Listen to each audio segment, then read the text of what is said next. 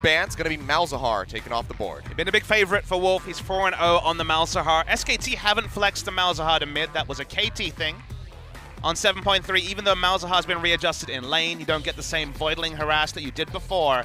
The suppression still prompts QSSs on multiple members. And just like when Skarner was in the meta, you remember that dealing with suppression is difficult. Strong laning phase, a smart to ban away the Mals. And this is a pick I was going to talk about pretty extensively. The Lee Sin pick, because score career is 2-9 on Lee Sin, by far his lowest win rate of any jungler. It's just not a champion that he seems to play comfortably.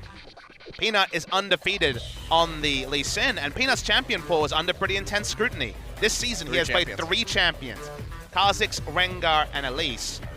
Lee Sin, sorry, that's score. It's Kha'Zix, Rengar, and Lee Sin. Hasn't played the Elise. So with Lee Sin gone, Rengar banned, the only champion that Peanut has experience on is that Kha'Zix. All right, now, so the Rengar and the Camille are banned away. LeBlanc has to be the final from SKT, so this could just be a Kha'Zix pickup for the side of KT Rolster if they want to opt into that. Or Jace, something that has made it through. And a lot of teams have moved away from Jace. A lot of teams only place Jace mid, but this is certainly a flex pick Jace. KT are one of the only teams in the world that can play no tank lineups and succeed in closing out games. So often, the Maokai just outlasts the Jace. The comp with the tank outlasts the poke comp. We still may see that. Both these teams have been highly prioritizing Maokai, especially in recent weeks. But both Smeb and Pawn can certainly play the Jace. And for the reactions on the side of SKT, only Varus taken away for AD carry. You could understand Jhin being a high priority, but instead, they go for the blocker pick. So in his interview post-match, last time we saw Bang & Wolf, that was the series against against Samsung, I believe. They talked about how in lane, Ezreal can outpush Jhin from level 1 with range on his Q1 auto attack and does well into Jhin. And Deft, in his Korean career, since he returned, is 0-1 on the Jhin. So they're not prioritizing Jhin because they don't necessarily respect Deft's Jhin, but he certainly respects Deft's Ezreal. Oh, well, here we go.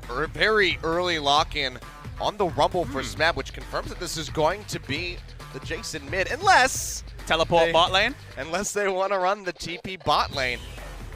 Well, and it might just be that. This would be such a bold move from KT. You can see they're thinking don't get better baited, Achilles. Come on, it's not going to be a lock-in this early of the Talon. I mean, we weren't expecting that from Longzhu, and then Fly did it twice in a row. So you never know with Pawn. He's the one that has the world skin. That's true. So we can confirm he has played Talon in his career, as evidenced by the skin. Kha'Zix priority going down. There were some further Kha'Zix nerfs recently on 7.3 and 7.2. Elise has kind of been shooting up in priority, as I mentioned, 2-0 the score. So happy to hand over the Kha'Zix if SKT want it.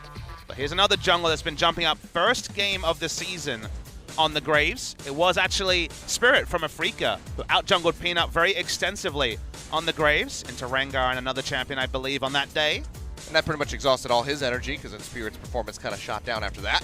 This is really intriguing. We don't often see double solo lanes locked in versus no solo lanes locked in. So the actual second round of bans is very interesting. There's not going to be as much targeting available for both teams. So it's just going to be a different nature to what we usually expect. So SKT looking for both mid lane and bot lane, but not needing to necessarily wait unless they have a very risky pick to last pick. So they should get double counter pick. KT picking power, picking pushing lanes, but a lot of options available to SKT. KT still banning away the Maokai despite having that Rumble. Support and AD carry. What SKT is going to be targeting, double support ban to Tahm Kench and the Nami. Trying to find a preferential lane for the Karma. It's very difficult for KT because they can't ban out one role. You could look towards the top. I mean, you're banning out Maokai when Rumble does very well in that laning matchup. It's not going to be a Rumble jungle either because the Elise is included, and we haven't seen Rumble jungle much. And they basically banned away the 2 safe red side first picks in the second round, but they've already shown their solo lanes, so the value there, to me, is a little bit lower. Yeah. So now, first pick, second round going over to SKT. Looks like Nautilus could be the snatch up for the top lane. Be the safest frontline tank, most reliable, strongest laning phase as well. So just trying to outlast the Rumble in the early game, get a Spirit Visage, and then be able to even the lane very easily. Looking for KT's bot lane. Needs to be a completed bot lane in this rotation. Jhin available, but good scouting you can see from SKT is looking more and more like they don't want to opt into the Jhin. Caitlyn's something that we've seen Deft play before. He will go ahead, lock that down. So far, I believe actually Bang and Deft have shared pretty much the same exact champion pool throughout the split. Haven't seen any unique champions come out. So Caitlyn and Thresh will be the bottom lane for the side of KT. So Mata going back to a classic. Speaking of classics, waiting for Faker's mid lane pick. The Rise is open and available at last pick. A lot of options to take into what is now confirmed to be a Jace. One of Faker's highest win rate and highest play rate champions will be locked in. A lot of power on the side of SKT.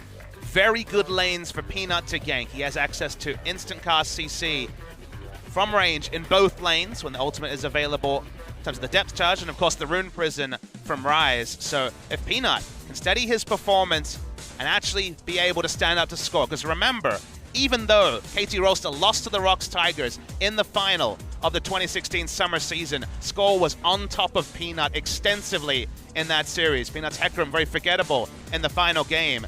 So Peanut needs to stand up to his former teammates and also history, because this is a tough matchup for him. I mean, it was Score's now teammate Smeb that saved that game for the Rocks Tigers. So Peanut definitely has an uphill battle, as does Huni. It's the last time these guys clashed. Riven versus Hecarim. They reversed the matchup. Smeb came out on top every single time. Yeah, when you win the reverse matchup, that lets you know that that man was on point on that day. And Huni has looked good this season, but if you think about it, what was his one kind of down performance against Marin? And Smeb is the only other top laner that inspires the same level of fear in this league. But every matchup is a star matchup. This is the series that everyone wants to see. KT have been bold, blind picking both solo lanes in the first round. Needed to complete a bot lane. Bit of a kill pressure on this one. So only the Ezreal is kind of a position that could have been attacked by KT Rolster, but it's Bang & Wolf, the dependable bot lane, versus the new dream bot lane of Deft and Mata. It's SK Telecom versus KT. It's Telecom Wars. Everything is working for this first game. That it is. And let's not waste any more time, Papa Smithy. Let's go ahead and jump onto Summoner's Rift for Game 1 of the Telecom War here, Spring 2017. KT Rolster versus SK Telecom. Let's get it started.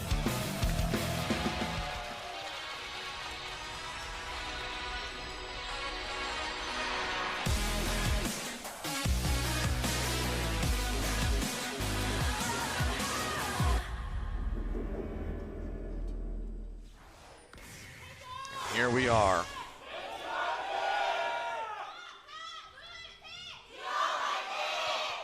Fans here, 5 p.m. in the afternoon, middle of the week.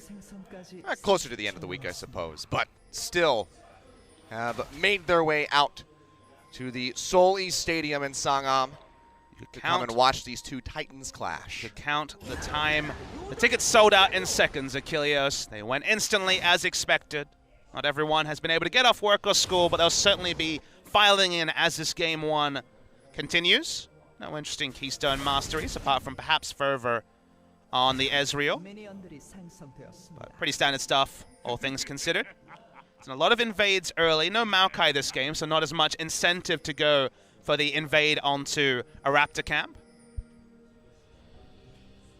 Blind picking your mid laner against Faker has always been a risky thing to do, but that famous matchup, you know, the one that everyone thinks about when they're talking about how Pawn was Faker's kryptonite, was the regional tiebreaker back in 2014. Samsung White 3-0'd SK Telecom T1K. People kind of forget that Pawn got the counter pick 3 games in a row. This game, we do see Pawn having to blind pick his champion, and of course Faker has triumphed over Pawn multiple times since then. The last time Faker and Pawn met was in group stages of the 2015 World Championships, EDG versus SKT. That was Faker on the winning side both times. Been on the winning side quite a lot in the last 2 years, it turns out. I mean, it's been quite a while since they've fought each other. Pawn, of course, having his issues last year. So now coming back into Korea. And again, he's had some ups and downs in his performances thus far. Hasn't affected KT too much in their win-loss ratios. You can see both of these guys coming in very even. But will Pawn excel against Faker? Already going in for some early trading.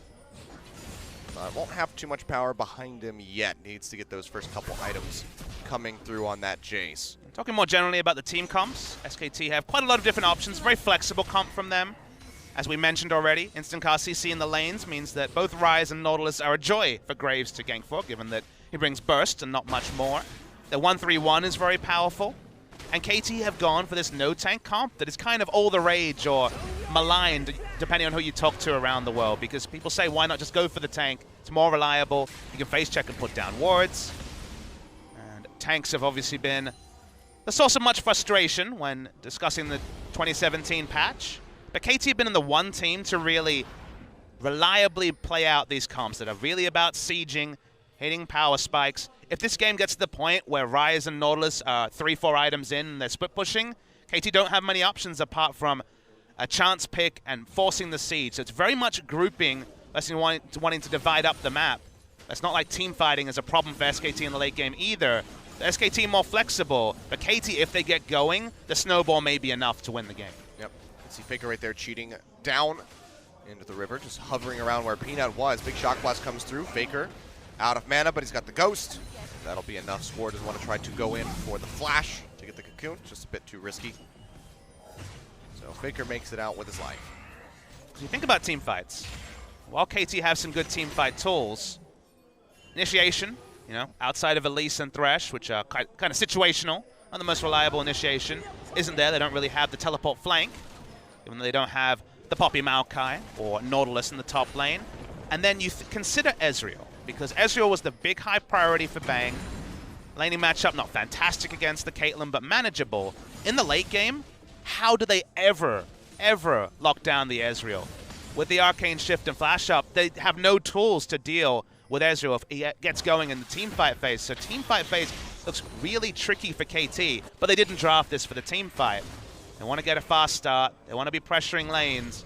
For now, very even. So SKT, they're more comfortable, but we're only 5 minutes in. Plenty of action still to come. Yep. But, I mean, for SKT, the longer it takes for action to pop up, the better things will be for them. They have that massive scaling factor with Faker in the mid lane. Already has that tier of the Goddess going up. We'll be working on the Catalyst coming up next. Pawn finds Peanut in the river. Not often that a Graves will win the 1v1 ward clearing battle, but the threat of Ryze and also the smoke screen meant that the Hyperdrive W was cancelled. Couldn't get all the autos in. Second day in a row, we've seen some good smoke screen use. Not an ability you talk about much, but I remember when it was released, right, it was talking about, okay, we want to have pure utility spells that don't do any damage, and smoke screen is definitely one of those where the damage is so just completely unnecessary, and in general, never really, you kind of have that mana versus damage trade-off where you're like, well, I'm only using this for the utility. But the utility of that spell, it's like the Nocturne ultimate, it's so massive, and when it's on point, it really works strongly as score continues to return around mid. Feels so good when you kill somebody with a smoke screen, though. Smoked to death. They're vaping too hard. No memes there at all. Score just hasn't found that way in. Wants to try to shut down Faker. But just going to be clearing through the jungle so far. He's keeping up with Peanut relatively well. We're going to talk about Windows, Achilles, because we're back to Season 4 analysis, because guess what? A lot of tier is going to be on the side of SK Telecom T1.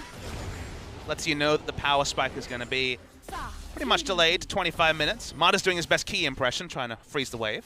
So far successful. A lot of harass from Wolf, though. Throws out that dark Caitlyn's passage. here with a BF sword. That's going to be the hook. They throw down the trap, but Wolf will walk around.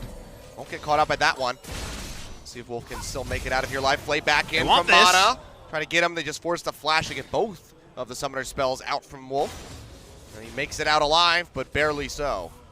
That was really, really close stuff. It looked like Mada was being disrespectful, but because Caitlyn was going to be in range of the Dark Passage, it almost ended up being a kill. The exhaust was the big winner there. Caused Caitlyn to miss about 3 or 4 auto attacks. Would have cemented her doom. The Karma.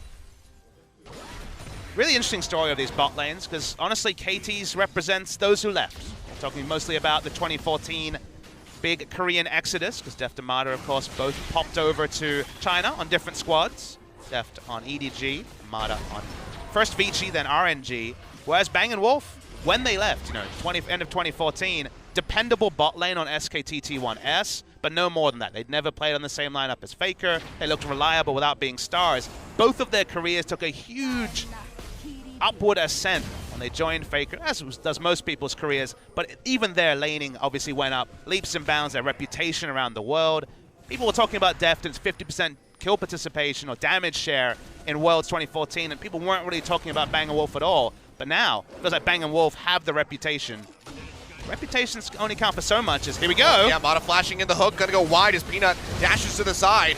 Mata's low. Keep himself alive. Mata does go low. True Shot Barrage comes through from Bang. Not going to connect onto anybody, but now Pawn going to be the target. Wolf coming up. Going to be looking for that Mantra Q to try to slow up multiple members. Could get a really big hit onto Mata and Pawn. Realm Warping coming through. He'll get placed right in range to get on top of Pawn. Flashes away to try to keep himself alive. Mata still trying to sprint his way out. Big equalizer thrown down by Smeb, but everybody's in, and that's going to be first blood going over to Pawn. Comes up with a kill onto Faker, and they fire back with another one, taking out Wolf. That looked so bad for KT Rolster, but the team play turns it around. Yeah, Smeb sped it. He had the teleport advantage because Huni had teleported back to get into lane. You could not ask for a more picture-perfect equalizer. Somewhere Marin is watching this map. This game with a tear in his eye. It was so beautiful because it looked so bad for KT. They get chunked out and then everyone's chasing. And if Karma had flashed and hadn't had to flash before, she would have flashed over this wall, got a 2-3-man Karma Q, slowed people, and there would have been immediate kills. But Smeb disengages, goes for the teleport, still blinking health bars on KT. And even though they enter this fight at such a health disadvantage, beautiful equalizer, beautiful turn, and exactly what KT needed because they have the comp that has to get it done early. Just completely cutting off Peanut from getting back into that fight. Wonderful equalizer, got a smattering of damage in, but then just zoning SKT quite well, and just 2 kills on the board for KT all of a sudden, where it looked like they could have lost 2 or 3 members. I mean, just look at the immediate power. Berserker Greaves, BF Sword compared to Pickaxe Tier. Riot's not even at Catalyst yet compared to the Dirk on top of the long swords. You see the extra items that are there because of the team fight going the way of KT. Because if it was just 2 long swords or 4 long swords in a tier, it's not the same as the Dirk and the other things that were completed. You need immediate power to hit your rotational advantages for the KT comp. So critical. Really nice stuff from Smeb, who, we talked about it in the pregame. He's the one guy who, because of the meta largely, but also his own performance and fitting in with his new teammates, has been down on expected performance. Sure, you could say Smeb's played better than Pawn. You could argue that, but the expectations for Smeb are right up there, as in the top 3 player in the league, regardless of position. Pawn, people didn't know where he was at. He's been good without being outstanding. Smeb's been a bit down, but this game, 10 minutes 45, already completed Leandri's. He certainly had a good start. Yeah, and that is just going to make things very brutal for Huni trying to match him up in that top lane. It does have that Spectre's Cowl and the Merc Treads coming through, but with that percentage HP burn, it's just going to be hurting him quite a bit in those exchanges. So Huni's going to have to play this lane very cautiously. So far has kept up in CS. You mentioned, getting that early MR helps out that Nautilus quite a lot. He's got very reliable wave clear with the Riptide. So he's been keeping up, but not having TP at that crucial moment is what really cost SK Telecom. So when you have a comp like KT, sure, you can look at the items, you can look at the gold, say, okay, KT's got a gold lead, they're winning, but what you really look for when you have a comp like this without a tank is what is the status of the warding battle? Where is the vision battle being won? And you can see that in a comp that really wants to cut between lanes, go for aggressive dives, move to take turrets first, you need a vision advantage. And there's a lot of control wards sticking on the side of SKT defensively. That means KT can't make those aggressive rotations, can't try to get first turret bud or first brick, depending on how you want to call it. So KT need to start grouping with vision. We need to see the Mata score invades trying to get vision supremacy. Because if vision is even or in the advantage of SKT, that's really big to counter the comp that KT are running. Yeah. For now, vision priority around the Dragon, going to be a little bit relaxed. SK Telecom have pushed in, gotten a couple wards around the red buff of KT Rolster, which will be spawning in just under a minute. But Cloud Drake means that we could see that sitting there for a considerable amount of time. But KT, if they could get a pick down in this bottom side, it would be a very obvious objective to follow up with. You can see Score walking into the brush, will throw down the sweeper and clear this out, but he's been spotted.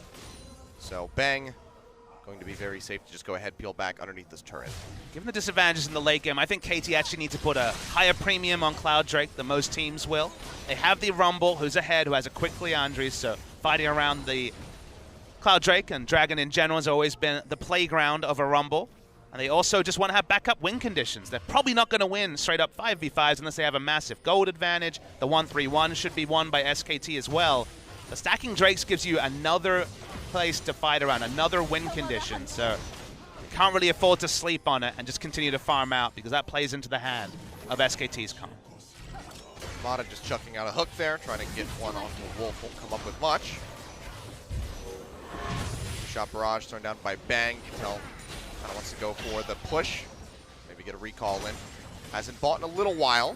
Leave that mana mute. Meanwhile, in mid lane, Faker goes quite low. He's chunked out, so Drake could certainly be something to turn on. Or the vision that we've already mentioned is probably the biggest thing for KT to work on. Clearing one control ward, taking away a blue buff. Important for KT Rolster as it forces Bang and Wolf to back off. Yep. Pawn able to snatch that up for himself so he can be that much more pressive against Faker in this mid lane. Wolf walking around looking for a ward. Cocoon connects from score. Doesn't want to go in for a kill, however, unsure of where Peanut's at. Actually just now spotting him coming past the blue and Wolf camps. So just going to be playing it safe for now. Getting chunked out a couple times. Picked up the honey fruit, but not enough. Yeah, tries to throw out a little bit of damage onto Bang, but right now, just with that BF sword, Ace in the hole, not going to be doing a ton of damage. Could zone him out of the lane, that'd be crucial for KT, so they get a lot of damage in onto this tier 1 turret. But for now, it's just going to be trying to poke out where they can. Shock Blast comes over the wall, connects on the Wolf. Pretty big damage coming out for just the Yomus. On the side of Pawn, they get a couple hits in on that turret, but still, First Brick going to be evading them for a bit longer. The upside of going for this mid Jace, you can actually poke your head around multiple lanes, and just like when Ziggs used to throw a Mega Inferno Bomb off cooldown into side lanes to get an advantage, Acceleration Blast, Shock Blast certainly does that as well. Just trying to get the HP advantage and start chipping down turrets. Still no turret taken, getting them lower and lower. Rumble predictably winning the trades pretty handedly against the Nautilus early, but items will certainly start to close that lead in terms of damage trades. Let's see just how aggressive Smeb is going to go with this build. We've seen, especially from Marin with the Rumble, just, you know, full glass cannon, glass flame spitter. Let's see if he wants to opt into a bit more defensive stats. Mata flashing in, trying to get the flay onto Faker, but he's got the ghost and he makes it out alive. And the reputation of Mata's Thresh is certainly there, although missed some skill shots last time we saw it. Did win the game, but not quite razor sharp on those flash flays as he was back in 2014. Faker sprints straight down through the jungle, arriving in this bottom lane. Bang trying to get some damage in onto the turret, but Deft and Mata are both here to catch the wave, so won't be coming up with much. Faker's just going to recall. And it's just going to be some vision control coming through from both sides where they can, but ooh. That's Jace. Hooray for lethality. Yep. We are still on patch 7.3. It's our first week of 7.3 in Korea. And I mean, he did have some changes, but it didn't change lethality items. Yeah, so that's where he really needs to be hit. Yeah, the Yoma's nerf comes through in 7.4. Not the 5 lethality. It's going to really be a big consideration. Jace will still be strong. Does feel like he's exclusively a mid lane pick. Although usually with a tank like Maokai in the top, not the Rumble. And KT the only team ballsy enough to go for these no frontline comps. But so far, not really growing the lead you'd expect with them. Now, they do explosive damage. If you pick the right fight, if you get some picks, it doesn't matter. You can still win. Speaking of picks. Play comes down, Box not going to connect on the Bang. He's still finding kite back. Wolf, however, gets snatched up, dragged in, scores on the way. Could just be another kill coming through. Mata just fearlessly tanking up in the front line, but it costs him his life. They are able to answer one onto Wolf as he goes low, but that is just going to be a turnaround onto score. Collateral damage from Peanut takes out the Spider. And that was the 1,000th kill for Bang as well. The crowd just realizes the big cheer comes through. So 1,000 kills onto Mata. Feels good. Nicely done by Bang. We're talking about that, you know, last time we saw SKT stranded on 999 after their big turret dive went awry. Fountain dive, I should say. Yep, and what a time to go ahead and earn that for himself. So gets it in the first 17 minutes of Game 1 of the Telecom War. So congratulations to Bang, but Mata once again, goes for the all-in engage. The box doesn't register crucially with Bang, and then they're just free DPSing down Wolf. They're wasting time trying to kill the Karma. Bang getting free hits. Mata dies instantly, even though it is this 3v2. And this time, Peanut's there. Your pathing needs to be so on point on this Graves to relieve pressure. The aggressive mindset of Mata has cost them a couple of times, not with kills previously. Now with a favorable trade to the scaling comp, and not going all wrong for KT. They do have a gold lead. Things going pretty comfortably for SK Telecom. Yep. See the push down towards the bottom lane from Peanut Faker. Won't be coming in with a Realm Warp yet, but Pawn, you're very far forward. No vision to that lower side of the river. Level 11 on Faker too, so the Realm Warp would have been enough to actually close most of the distance, but very slippery is that Jace. SK Telecom, they start up the Cloud Drake.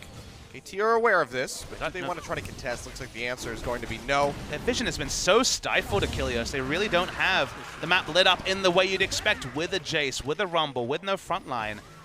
Very, very shallow vision for them means that SKT take a free Drake against the run of play, at least in recent minutes. Blue buff transfer going to be completed. It seems like we're not going to be far away from Faker being rotated to a side lane, Ezreal clearing in mid, and pretty much comfort times for SKT. Yep. KT just let that Infernal go, or that Cloud Drake go, but Infernal will be the second one coming through. So definitely going to be an objective to fight over. Speaking of which, first turret still has not come through for either side, but KT have been steadily chipping away at this bottom tier 1 turret. We've seen the game plan around low health turrets like this time and time again. The Maokai, you put a ward down behind the outer turret. Maokai teleports in, 4-man, gets some kills, take the turret. But with a Rumble, that playstyle is a little bit different. And also, control wards have been sticking around the bot lane turret. So KT haven't been able to make their trademark plays to get the first brick, to get the gold lead that you need with a comp like this. And with Rift Herald leaving the Rift, you know that it's almost 20 minutes and still no turrets down for KT Rolster. And the standing gold's certainly there. Turrets that are low, no turrets down is a pretty big issue for them. See Bang with that True Shot Barrage still doing quite a bit of damage to death, despite only having that Manamune really coming through. Sheen is there. Did you notice? Ninja Tabby. Yeah. Yep. So going for just trying to chill with those laning trades. Ninja Tabby Graves, the last time I remember seeing AD carries getting Ninja Tabby in the early game. Yeah, mitigate that headshot damage. Do understand the theory behind it, and Ezreal, was always able to get situational boots. Berserker Graves not as highly prized for an Ezreal, so swiftness when they were strong. Lucidity obviously was a very common pickup for them, and if you can actually start winning laning trades against a Caitlyn, he is. You defer to both these AD carries on a champion like Ezreal, and Bang's got something new, and it's definitely working in the laning phase. Yeah. See, even in CS, up against Caitlyn, already a very good look. Now going to get a nice push in onto the turret, but Pawn rotates up top, and that will be the first brick coming through for KT Rolster.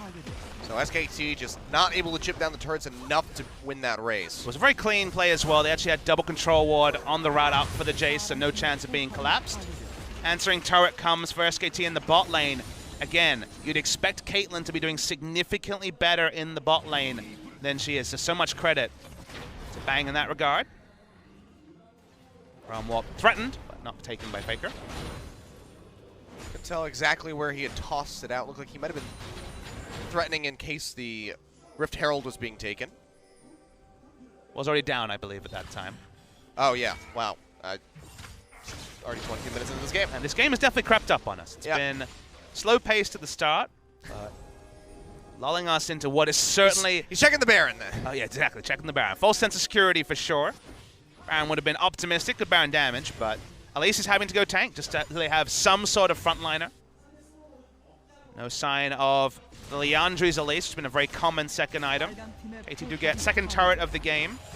But finding a way to take the mid lane turret, even with Ezreal having pretty situational wave clear, is going to be difficult. And now the 1-3-1 starts, that Ryze is really set up to win. Yeah, well, here we go, Faker. Moving up towards that top side of the map. See if he gives Smeb a run for his money. This vision was sweet, seeing Seesaw so quickly. Skull getting DPS'd in mid. Peanut walked up into the blue side jungle, put down 2 wards to allow Rise to split push. Even trying to contest the Raptors here is Peanut. He's going to push in, has a smite available, so it just takes away the big Raptor. Nice snatch up for him. Now KT going to be trying to hold on to this tier 1 in mid. Hook goes out. Bang not going to fall for it. The turret just getting shredded down. Machine from this Ezreal working out quite well. He's in the hole, plus Shock Blast equals Ezreal below half HP, but he's still feeling a little bit feisty, a little safe with that Arcane Shift and his flash available, so he's going to stick around and keep throwing out some of these Mystic shots and try to get back into a position where he can hit that turret again. Just the fact that SKT is dictating this game so strongly with the scaling comp lets you know that not going to IEM, spending the extra time scrimming and practicing and scouting teams has certainly been put to good use, just as you'd expect from Coma, Rapid Star, and the other charges. KT, they've been playing the sort of game they've played many times, but the opposition is stiffer, and this actually goes against expectations, at least mine, in many ways, because previously, SKT's performances against lower place teams, immaculate. Absolutely dominating games. Last pick Katarina, regardless of comp, and doing super well. But against top teams, the Afrika game, other games, they've looked a bit shaky. KT have put top teams to the sword, but struggled against some of the lower place teams. Oh, Faker really far forward. That Shock Blast comes through, gets a lot of damage, and he throws in the Rune Prison, but here comes Score. Cocoon connects. That's going to be Faker going down. Nice wraparound by Score to come up with the kill just in time, too. So Dragon's still not up for 30 seconds, but now can they get back in time? Hold on to this tier 1 turret. Looks like the answer is yes. Smeb just tossing out that equalizer to clear out the wave. Still gets a lot of damage in onto Wolf. And they'll have to back off, and this gives Pawn some alone time with the turret in top. Good communication there coming through as Score's going to give Tony a bit of a love tap. Oh yeah, he almost got through that shield. Smeb takes that Dark Passage out. He'll be safe, but now they want Score. Smeb does not have that equalizer to try to dissuade them from coming into this choke point, but Score can just take a ride. The repel over into that Baron Pit, gets himself out safely, doesn't have to use the flash. So very well played by him. Not overreacting, knowing his limits. Turnaround from Huni actually puts KT out of position for Drake, even though they got a kill, and it also pulled Jace down from top lane, so they didn't get an inner turret either. So the kill is not turned into an objective apart from DPSing down an inner turret. Infernal Dragon would certainly be a big objective for SKT to pick up. KT is so far out of position, they're considering a contest. Well, there's no way that they can get in there, and it's like the idea of going for a fight is also just not strong enough, so they go ahead. They let that Dragon go over. They will trade a mid-tier 1 turret for it. Can they get more is going to be the question. SKT out of position for this. Bang takes a big chunk of damage. Hook comes through. Vada goes in, drops the box, but he's just getting annihilated. Last turret shot doesn't connect, so he makes it out with his life, but barely so. But Huni comes in the backside with the TP, jumps in onto Def. Hook not going to connect. Now Huni getting chunked out, still not tanking enough. Equalizer up. Will be blocked by Peanut, but does he pay with that one? With his life, looks like the answer is going to be yes. Smeb drops the equalizer, goes in with the Zonias, comes out, should make it out alive. Pawn taking up a couple of these turret shots, will be able to exit around back into the jungle, and Def can finish off the tier 2 turret. A trade on the junglers, but KT Rolster do come out with another turret. So close to being more Achilles. The overheated Flame Spitter 1 tick away from taking down Huni as well, but they get the bonus objective. Really nice rotational play from KT. They weren't serious in contesting the Drake because Equalizer was on cooldown, and we already mentioned that they don't have other forces apart from something like the hook. So while Mata fell low, he was smart. Look at the casual sidestep here to sidestep away and predict the collateral damage. And then Huni comes in, but actually takes so much damage from Def turning around onto him. The equalizer here, perfection from Smeb. 2 out of 2 that we've seen have been super on point. Zones them away from an inner turret, double turret for an Infernal Drake. Given the comp they have, where they don't want to go 35, 40 minutes and have 8% stats be relevant, is a preferential trade for KT. Yeah. Having that Infernal Drake would have made it all the more sweet, but Huni certainly would have died in that context, but still barely makes it out alive. Couldn't tell if he was trying to dredge line to connect onto Deft or onto the turret to try to get himself out safely. Either way, still able to limp out. Looks like Huni will continue, sorry, not Huni, Mata will have to continue to make pretty much suicide box plays, because box is the only thing they have to set up the Rumble ultimate. No other setup CC really there in terms of AoE for that Rumble. Look like Faker had sidestepped that Cocoon in the top lane, so he's safe, doesn't take any damage. SKT are able to push back in, get that tier 1 in mid. Mata's eating a lot of damage. Now Smeb, all on his lonesome in the river, gets a lot of damage down onto Peanut, goes back in with a Flame Spitter. Doesn't make it into his Zonia as Peanut comes up with the kill with the collateral damage. So, goodbye Rumble. Dredge line forward from Huni. Can't get in range to hit anybody, but now Score yet again coming in. Below SK Telecom by himself, has to burn the flash to get out. Yeah, the 1x1 conga line means that a free pick is given. Crucially, it's the one person with teleport, so rushing Baron, not a possibility for SKT just yet, but if that was Score, certainly would have been the Baron force from SKT. Smeb was just really going for a walk in the park, didn't have vision, wasn't grouped with his team. Was definitely a brain fade after a really good start to the game for Smeb. Doesn't go punished in the ultimate sense, but the minions that were pushed up are now going to be reset. SKT are going to get the minion waves where they want them to be. So you always lose something. Realm Warp here from Faker. Gets right back into it at the last possible second. Gets himself out safely. Did pop the ghost, however, but still keeps himself alive. Yeah, we're a pick away from the Baron force. We know exactly what's going to happen. Wards continue to be pushed up. Control Ward actually been sticking from KT for a long time. Spotted out Faker in his retreat path. At least camping that brush, hoping to catch out Bang. Red buff spawn isn't coming anytime soon though, so no incentive for Bang to walk into the jungle. Spawn's been on point, you gotta say. The skill shots certainly have been. The collapse is coming here. They expect KT to be somewhere. This is definitely...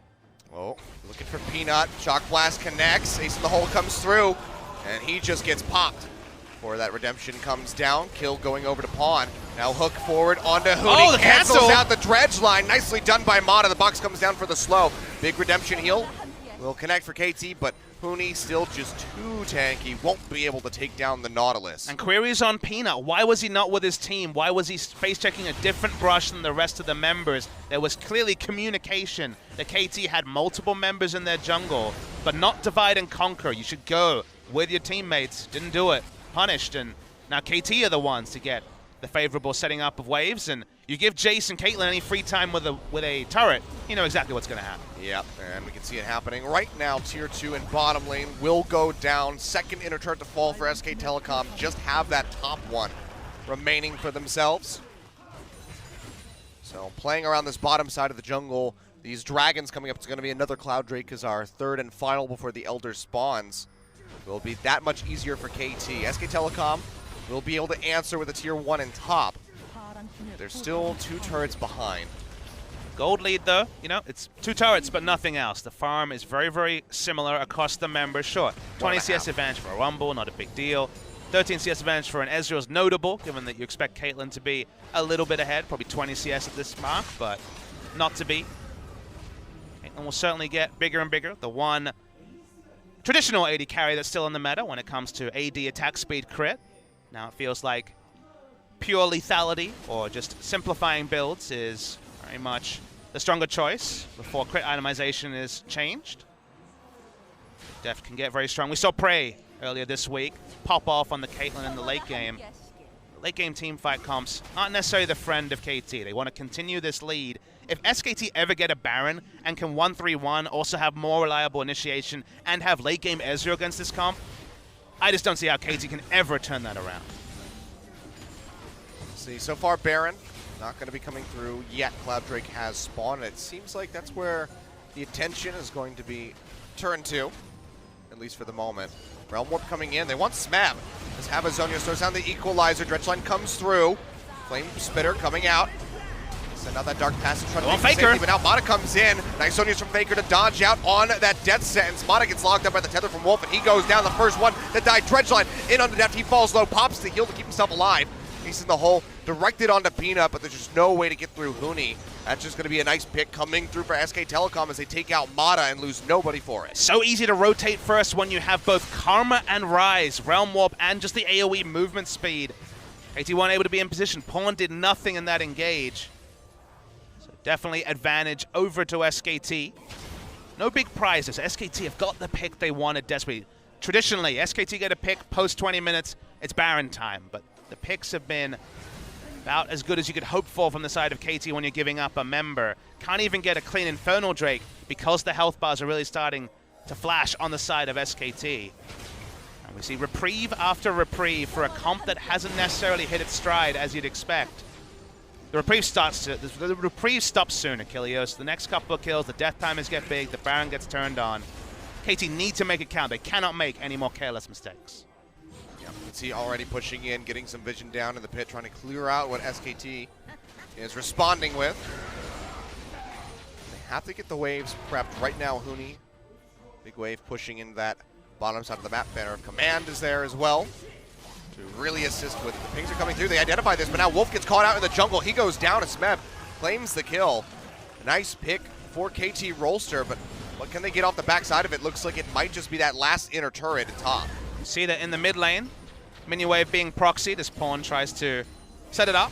Want to bring in as many waves as possible. That's He going to go dives for a in straight in kill. on a Faker. Redemption comes down from both sides. Score. Lands a Cocoon. Faker gets popped right back up in the last second. One more shot from Pawn will do. Does he flash forward? Yes, he does. Comes up with the kill. Equalizer thrown down. Gets a little bit of damage off of Huni's life bar. He flashes in. Helps get the kill onto Mata. And they come up huge as Bang just starts firing away Mystic Shot after Mystic Shot into the faces of KT Rolster.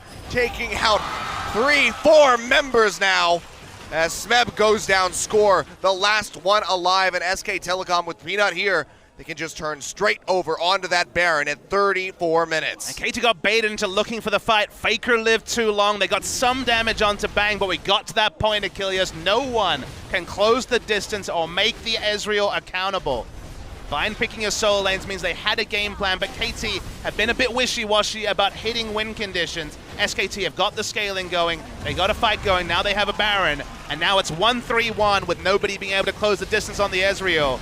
This is a big fight for SKT, and we got into the replay. The redemption heal is so crucial. Exactly, it keeps Faker alive, he's very slippery. Pawn has to flash for him, and Graves has already launched so much damage, just kills Caitlyn straight up, and then they turn around and Bang's free hitting, Peanut's free hitting.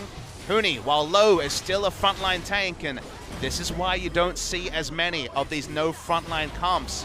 They struggle to close out late game team fights unless you have a massive gold lead, and if you look at the gold, massive gold lead certainly not acquired for KT Rolster. Yep. Now Bang at 1,002 kills in his career, picking up that double in that last fight, showing why he is very easily argued the best Ezreal in the world. Jeff might have something to say about that. Could see that come through from him, but in the meantime, Hoody's just going to get jumped on. Does have a Guardian Angel not that much available. damage here. Going to try to buy as much time as possible. Throws out the dredge line, gets interrupted yet again by the death sentence from Mata, and 4 members of KT surrounding your dying body. He will, in fact, go down, but SKT, they're just going to punish this, so they get rid of the tanky front line, but they're not going to be able to take that inner turret in top. They might just lose an inhibitor. SK Telecom, they're going for the base. Equalizer thrown down by Smith. They're trying to buy some time, but this turret will still fall. The KT are playing 2 lanes when SKT are playing 2 lanes when KT are tunneled on just top, spending all that time killing the Nollas twice, only not even picking up the inner turret because they had to react to the 2 lanes being pushed by SKT. This seesaw, it started with KT, but it's certainly all the way over on the side of SK Telecom. They also are the only team to pick up any Drake stacks. Yeah, this is the panic stations part for the KT fans. Yeah, definitely not looking great for them. Largest gold lead we've seen so far, now accrued for SK Telecom. Just about 4,000 ahead of KT. They weren't able to stretch it past 1.5, 2,000 gold, so it's been quite an explosive lead now for SK Telecom. Still, there is that opportunity if KT Rolster can wait out the remainder of this Baron buff, which is almost 75% of the way done. They could swing themselves back into a lead, into a win, but they need to play the team fight perfectly. And unfortunately, you know, we always talk about that, right? They've got definitely a lot of damage. There's things this team comp does. But if you challenge me to say, what does that look like? How do they get back into the game after they lost all their inner turrets? The vision's going to be pushed up from SKT, so much less likely to get caught, as KT was able to pick picks up in their red side jungle previously, and they don't have a lot of force at all. They only have Thresh hitting a hook and this Elise hitting a cocoon. Realistically, it's hard to see how SKT ever give them a fight that KT can hope to win, because KT don't have the tools to force a fight. So, barring a big misplay around Baron, around Elder Drake, it just feels like SKT can kind of run them around the map, and we've already seen that if KT spend all their time in one lane, they're going to lose multiple inhibitors for it. KT, if they could force something around a choke point, perhaps that would be the time to shine with that equalizer. But SKT, onus is on them to just not fall for that. See if they're able to do it. For now, KT just going to be trying to hold on to this last inner turret, to that inhibitor in bottom, which has a massive wave building up. Banner of Command used yet again by Huni. Just trying to keep the minion wave shoving in to take out these remaining structures inside the base of KT Rolster. One of the best answers to the Rumble, who of course take a lot of time trying to deal with the promoted minion. KT completely reactive. 25 minutes of the proactive gameplay, but certainly now no longer with those same options. They never got the vision line down. That's kind of my big surprise, that KT was second in vision despite having the pushing advantage in multiple lanes, despite getting some nice snowball. The fact that they never got that vision down, that SKT controlled specifically around their blue buff, and they could never cut through. They could never take the turrets quick enough. And sure, they got a burst of gold. They got some objectives, but it wasn't enough. And this phase of the game seemed like an inevitability because KT were meandering and doing what they needed to do. Figure now splitting in the top lane. Pawn going to come up here to try to answer him. We'll stop the wave from chipping away at that inner turret. Now it's the Caitlyn dream. It's 6-item Caitlyn overtaking a fight. It's putting all the eggs in the deft basket, which, whoop, Samsung Blue tried that back in 2014 many a time. Seems so unlikely. If you're playing the percentages, you just don't see how KT can find their way back into this game, barring that big mistake from SKT. And plenty of teams in history have prayed for an SKT collapse, and very few have seen it. I mean, in Score, he can't even try to come up with a pick on his own. You know, encountering Peanut right there, barely gets any damage down onto him because he just doesn't have any. Dead Man's Plate, Banshee's Veil coming through with the Guardian Angel. This is a very defensive Elise. So he won't have that burst if he's able to catch out somebody like Bang or Wolf. Kind of makes you wonder why. Why not just AP Elise and go all in on early game? Maybe it's because they had the Caitlyn that they thought, okay, some sort of frontliner is important for a backup win condition, but doesn't seem reliable. Maybe it beats Kongdu Monster, but doesn't seem like the sort of strategy that will beat SK Telecom. I would hope that you could beat Kongdu Monster if you're KT. Well, we saw that match last time out, and if you remember, they meandered to 40, 50-minute games against the lowest team in the league. That was the skepticism about KT, was performances like that, you're like, where are KT at? Because they perfect gamed Samsung Galaxy in just the most spectacular fashion. And you're like, okay, KT have arrived. And look, it's just been really difficult to understand because that was KT's calling card, beating the lower place teams, and they struggled to do that a little bit recently. So it's really hard to say. You know, my instinct was that KT would have used their time wisely, would have a strategy. They went for this risky strat, but they just didn't execute it in the way that we've seen previously and in the way we've seen in scrims.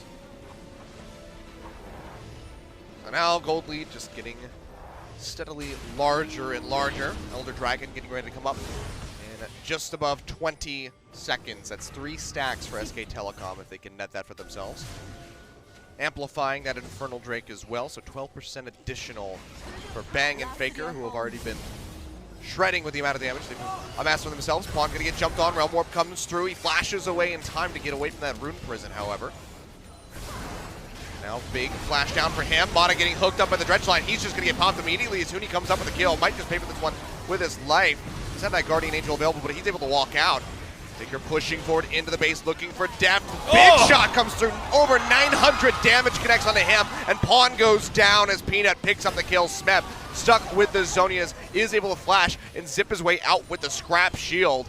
But it just looks like this is going to be it for KT Rolster. The Super Creeps getting ready to be coming down through that bottom lane as they knock out the inhibitor. SK Telecom, do they just stick around and go for the finish? Looks like the answer is going to be yes. Nexus turret number 1 goes down. Number 2 to follow very swiftly. Score gets jumped on, gets popped, as Faker comes up with yet another kill. They get rid of Smeb. This should be the ace. The Dredge Line onto Deftas.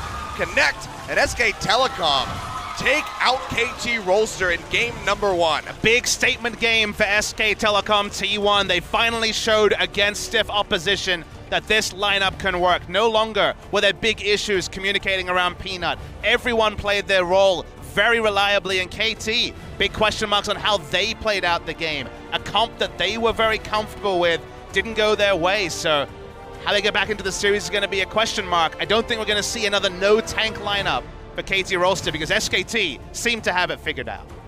Really does look that way.